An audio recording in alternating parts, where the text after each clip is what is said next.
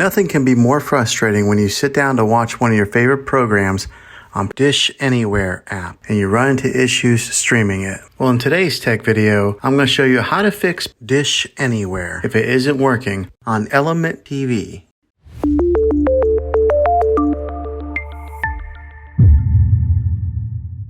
Let's see if we can fix your problems and get your Dish Anywhere back up and running as quickly as possible. The first one, it's the easiest one to try, and that's to unplug your TV from the wall outlet and wait 60 seconds. Now don't be impatient here, wait the whole 60 seconds, then plug it back in. This is very different from turning your TV on and off with your remote control. This is what we call a hard reset of your TV, so make sure you do this method. If that doesn't work, then find your router that is giving you Wi-Fi and unplug the power to that for 60 seconds. Then plug it back in. If it fixes it, great. If not, let's go ahead and move on to the next method. Try deleting Dish Anywhere on your TV. Go to wherever the apps are located on your system and remove the app altogether. Then reinstall Dish Anywhere again. After you reinstall it, you might have to log back in with all of your credentials, but hopefully this will work. And if that doesn't work, then I recommend buying an affordable Roku stick, Fire Stick, or Apple TV 4K and plug that into your TV and use that as your main streaming player. And you'll be able to access Dish Anywhere that way. I'll put links in the description down below of where you can get one. Well, hopefully this video was helpful for you.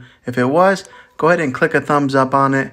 Go ahead and subscribe to my channel. I make tech videos all the time, and I would love to have you back in the next one. Take care.